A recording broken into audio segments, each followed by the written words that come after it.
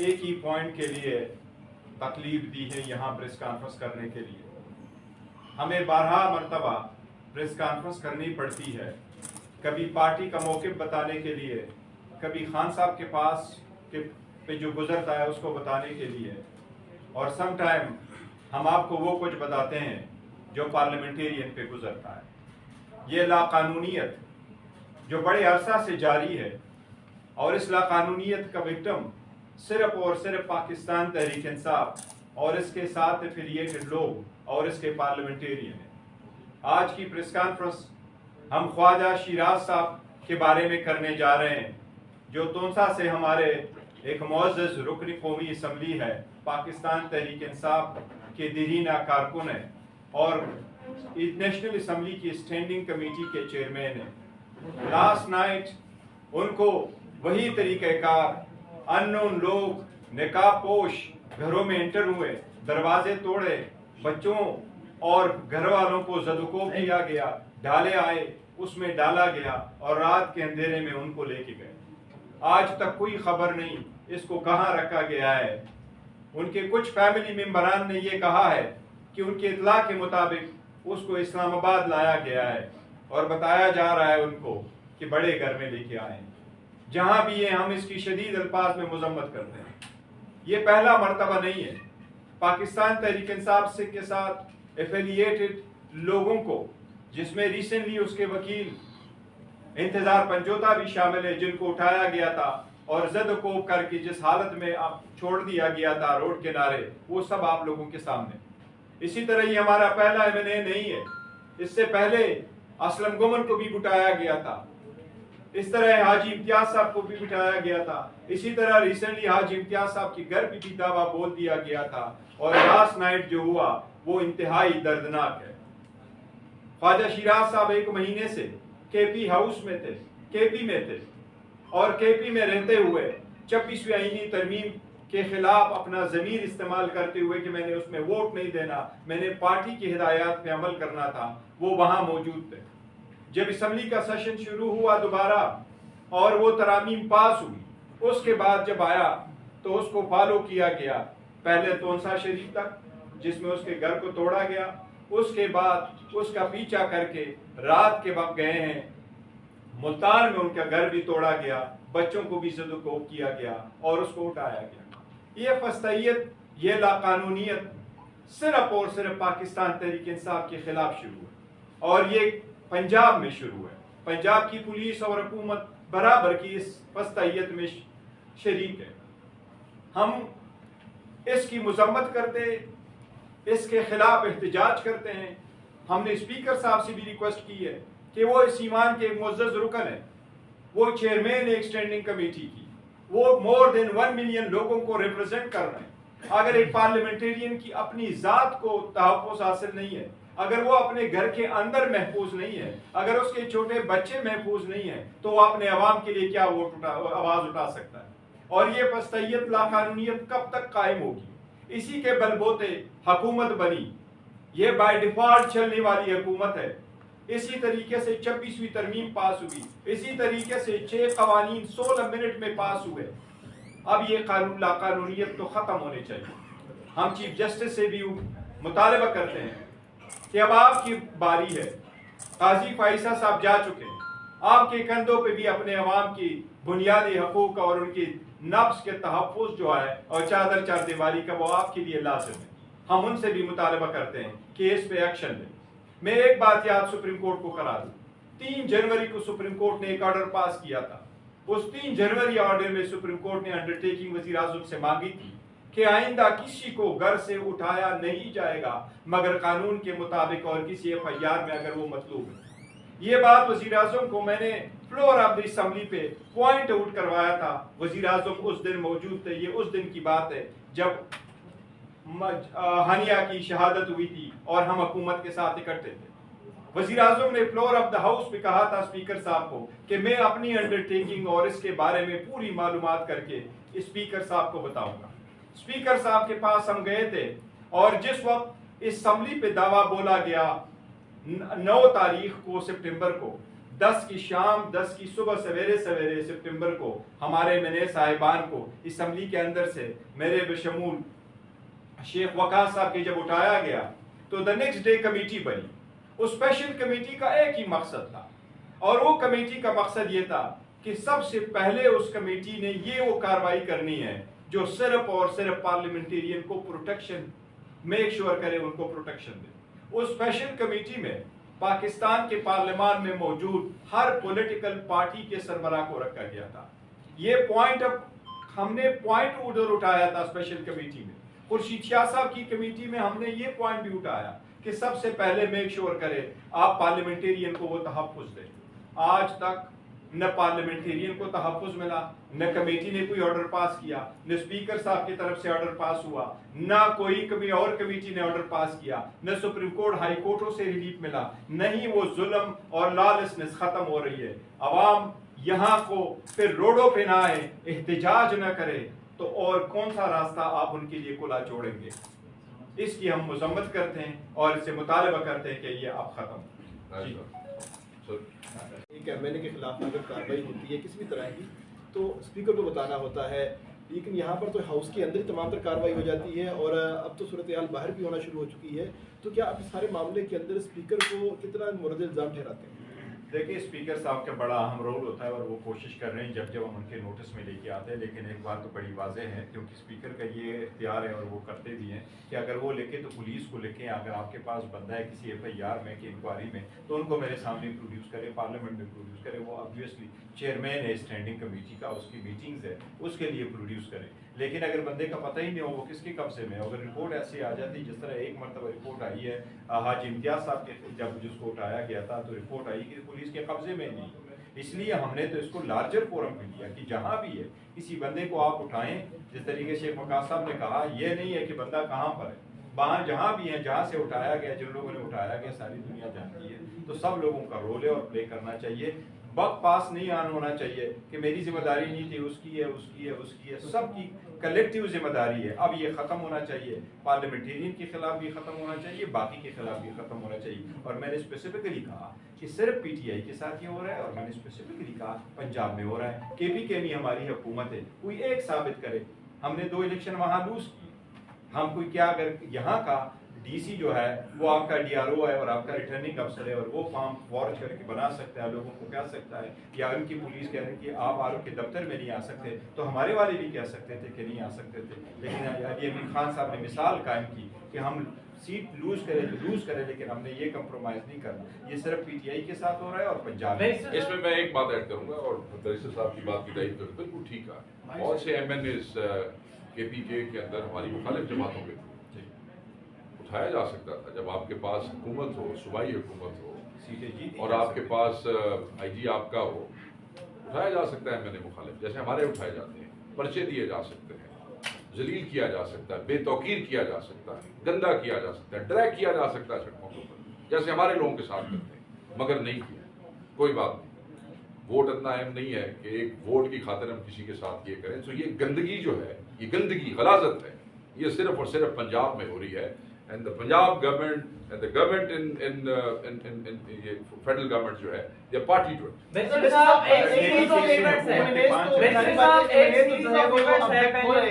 لیکن اس سے پہلے ہم دیکھ رہے ہیں کہ پارلیمان سے ایک بل پاس ہوتا ہے. اس سے پہلے جب آپ بعض لوگوں کو اسٹیمنٹ دے رہے تھے اس وقت آپ لوگوں نے مختلف جو زمانے تھے ان کو بھی آن بورڈ لیا تھا. لیکن اس وقت مدت ملازمت میں دوسری کی جا رہی ہے, پاکستان طریقے سے آپ کو پتہ بھی نہیں ہے. کیا آپ لوگوں کو اتنی بھی اہمیت نہیں دی گئی؟ کیا آپ سے پوچھا جائے؟ نہیں, دیکھو حکومت نے تو جس طریقے سے ہوا تو شاید حکومت کے بندوں کو بھی تو نہیں پتا تھا. ہم نے تو ہمارے پاس ہے حکومت کے نمائندوں کو, اور میرا خیال ہے حکومت کے باقی نمائندوں کو, کیا میرا خیال ہے ان کے سارے جو منسٹر تھے ایکسپٹ فار لا منسٹر, ان کے پاس بھی تو ایکٹ کی کاپی نہیں تھی کہ کیا طرح پاس کی جا رہی تھی, کسی کے پاس بھی نہیں. بیسر صاحب آج بول ٹی وی سے یہ بتائیے گا, ایک سیریز آف ایونٹس ہے, انتظار حسین پنجوتا ہو یا اس سے پہلے ہو, ابھی خواجہ شیراز ہیں, ہائر جوڈیشری سے کب ریویو کریں گے؟ اب چیف جسٹس جائیہ آفریدی ہے, کل بڑے اچھے ماحول میں معاملہ. ہائر جوڈیشری سے دیکھیں ہماری یہی چیف جسٹس سے توقع ہے کہ آپ کے سامنے ایک پٹیشن پڑی ہے, اعتزاز احسن صاحب نے پٹیشن فائل کی اس کے نام سے, 3 जनवरी को उसमें ऑर्डर पास किया था काजी फैसल साहब ने, उसमें यही लिखा गया था कि हुकूमत नो अदर देन वज़ीर आज़म अंडरटेकिंग होगी, और वज़ीर आज़म वो अंडरटेकिंग ले अटॉर्नी जनरल को डायरेक्ट किया था, अभी मौजूदा अटॉर्नी जनरल, और उसको कहा वो अंडरटेकिंग आप दे दें कि आइंदा ये नहीं होगा। ये हमने असम्बली के फ्लोर पे भी कहा, और वज़ीर आज़म ने जिस वक्त मैंने ये पॉइंट उठाया तो वज़ीर आज़म ने उनके खड़े होकर के स्पीकर साहब को कहा कि मैं आपके दफ्तर को बताऊंगा कि उस अंडरटेकिंग का क्या हुआ मेरा। इसलिए ये सुप्रीम कोर्ट के उस ऑर्डर की वायलेशन भी है और उसकी कंटेम्प्ट भी है। हमारे काज जो यही अफरीदी साहब चीफ जस्टिस साहब, उससे भी यही तवक्कुआत है कि आपकी पहली जिम्मेदारी भी आवाम की बुनियादी हकूक और उनके नुमाइंदगान, आइन का इब्तदाई अल्फाज यही है कि जो कुछ इस्तेमाल होना है वो इलेक्टेड रिप्रेजेंटेटिव अल्फाज से इस्तेमाल होना है, वो इसके साथ वो कर। देखिए, हम एक नई पिटीशन भी कर रहे हैं जो इमरान खान साहब के साथ हुआ 3 अक्टूबर को। उनको बिल्कुल उनका जो राब्ता था दुनिया से मुनक़ता किया गया, 5 दिन उनको तारीकी में रखा गया, 10 दिन उनको किसी से मिलने नहीं दिया गया। ये जुल्म था, ये टॉर्चर है। जो अक़वाम मुत्तहिदा की जो कन्वेंशन है और टॉर्चर, उसके मुताबिक आप अगर किसी शख्स को एक कमरे में बंद कर दी 8 बाय 8 के कमरे में और उसको किसी से मिलने ना दी 20 दिन तक, तो ये टॉर्चर के जुमरे में आता है। हम इस मामले को लेकर भी सुप्रीम कोर्ट जा रहे हैं। उसके साथ इसी पिटीशन में हम इंतजार हुसैन पंजोता का भी मामला उठाएंगे और अब ख्वाजा शिराज का मामला भी उठाएंगे। इस हवाले से हुकूमत ने जो टास्क रखे थे अपने वो मुकम्मल किए। उन्होंने चाहे आर्मी चीफ की मुद्दत मुलाजमत हो, IMF से उन्होंने पैसा लेना था वो, या फिर जजेस के हवाले से अपने 5 साल मुकम्मल करने के लिए जजेस की तैनाती या जो भी जुडिशल पैकेज लाना था उन्होंने किया। उनके पास 5 साल मुकम्मल करने के लिए आखिरी टास्क है कि वो 11 मेंबरान असम्बली अपने साथ करें ताकि आइनी तरामीम या कानून साजी हो। वो तोड़ने तक हमारे जो सोर्सेज बता रहे हैं वो खामोश नहीं बैठेंगे।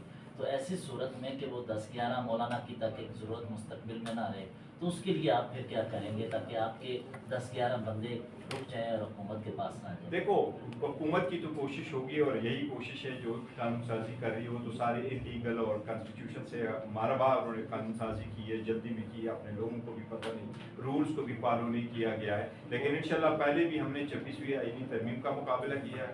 ये हमारे लोगों को सिवाय उस 4 के जिन पे ये जद को करके उठा करके लेके जा सके, लेकिन ये कोशिश कर रहे थे कि फॉरवर्ड ब्लॉक वाले का लोग लूटेंगे, लोग जाएंगे। अल्हम्दुलिल्लाह पार्टी मजबूत है, स्ट्रांग है, करेंगे। हम स्ट्रीटों पे भी एहतजाज करेंगे, कोर्टों में भी इसको चैलेंज करेंगे जो तरमीम हुई है। आइंदा भी अगर कोई ऐसी लेजिस्लेशन हो रही है तो इंशाल्लाह भरपूर मुकाबले करेंगे। वैसे भी वो जो 5 लोग जो बड़े वोट दे के गए हैं, जो जिल्लत उन्होंने कमाई है, जो उनकी नस्लों के साथ होता है, उनके हलकों में जो हो रहा है, मेरे ख्याल में वो देखने के बाद समझदार आदमी को परहेज ही करेगा। अच्छा सर, किसी काले गड़े में नहीं रह रहे। I would like to say a few words in English because I know the world is now looking at us in horror. I am being approached by the international media, I am being approached by the local embassies on a daily basis. The world is now looking at Pakistan and asking questions that must be asked. Has Pakistan become a truly lawless state where only abductions are the law of the land? Abductions are being used as the tool to coerce, as the tool to cause voting to take place in the National Assembly and in the Senate. Everything else seems to have become irrelevant. Our legal system, our courts have become helpless. So the world now is wondering where Pakistan is headed. What has happened with our MNA, Member of the National Assembly, Khwaja Shiraz, last night is yet another step in this dark night. The world will not sit quiet. I want to assure my countrymen and I want to assure the world at large that we will not sit quietly. We will protest at every venue available to us. We will protest on the streets, we will protest in the courts, we will protest in parliament, we will raise our voices, we will not allow this nation and its people to be crushed in silence. So what has happened and what has just been described to you by my colleagues here, Chairman Gaur Saab and Waqas Saab, is horrifying. But this is not something which is exceptional. This is happening across the country, in particular in the province of Punjab, on a daily basis. Every day people are being picked up, they are being beaten up, and then when they are recovered after 3-4 weeks, false narratives are presented. Intizar Hussain, advocate, one of the key members of Mr. Imran Khan's legal team, was similarly abducted a month ago. After 25 days, when he was produced, a story was given that he had been abducted by some abductors for ransom, which is absolute nonsense. Not one penny was ever demanded from his family. And the state in which he has been given back to us is horrifying. He's unable to speak. He's only disclosed that over the 25-day period that he was in their custody, he was beaten up, he was tortured every single day. So this is what we have now come to. Pakistan is a state being run on the basis of abductions and torture. I call upon the world community to take notice of this. Pakistan is not living on an island away from the world. We have to call upon all democracy-loving, all people who care for human rights in the world to stand up in our support, in support of the ordinary people of Pakistan, in support of the democrats of Pakistan. We seek decency, we seek rule of law, we seek basic human rights which are being denied to us today. So I would simply say that this is a moment when the world must wake up, must take notice of the disaster that is taking place in Pakistan. We have become a fascist state. We have become a state where nobody's honor, dignity, life and liberty are secure. So please take notice and help us and stand with us. We are raising our voices, we are fighting for our rights, and we want all decent people to stand with us. Thank you. Sir सवाल हुआ मुझे उन्होंने बताया कि रात 11:15 के करीब जब वो अपने घर पहुंचे और फ्रेश होने के लिए वॉशरूम में थे कि अचानक जो है उनके घर के बाहर सही सी मूवमेंट फील की उनकी फैमिली ने और उनकी जो जोजा मोहतरमा है उन्होंने दरवाजे लॉक करने की कोशिश की कि अचानक अननोन लोगों ने बंदूकों के बट मार के उस दरवाजे को तोड़ दिया अंधेबाज। और उसके बाद उनकी बेगम साहिबा के ऊपर बंदूक तानी गई। उन्होंने कहा गया कि बताएं कि ख्वाजा साहब कहाँ हैं। इस दौरान जो बाकी लोग आए उन्होंने बाकी कमरों में जो उथम मचाना था मचाया, but they kept us standing at the gun point. बकौल उनके कुछ देर तक ख्वाजा साहब जो है वो फ्रेश होकर बाहर आए और जब वो बाहर आए तो सीधी बात है कि वो गन जो थी वो उनकी तरफ कर दी गई और फिर उन्हें सिर्फ जूते पहनने का मौका दिया। बाहर ले गए, बाहर जाके उनके हाथ बांधे। जो उनकी बेगम साहिबा हैं वो खुद दौड़ती हुई पीछे गई, वो कि उन्होंने कहा कि हम आपको जो है नुकसान पहुंचाएंगे, आप बाहर ना आए। मगर वो उनकी बेगम थी, उन्होंने जिद की कि नहीं जो करना है कर लो, मैं तो आऊँगी। वो बाहर आके खड़ी हुई और उनके सामने उनके हाथ बांधे गए।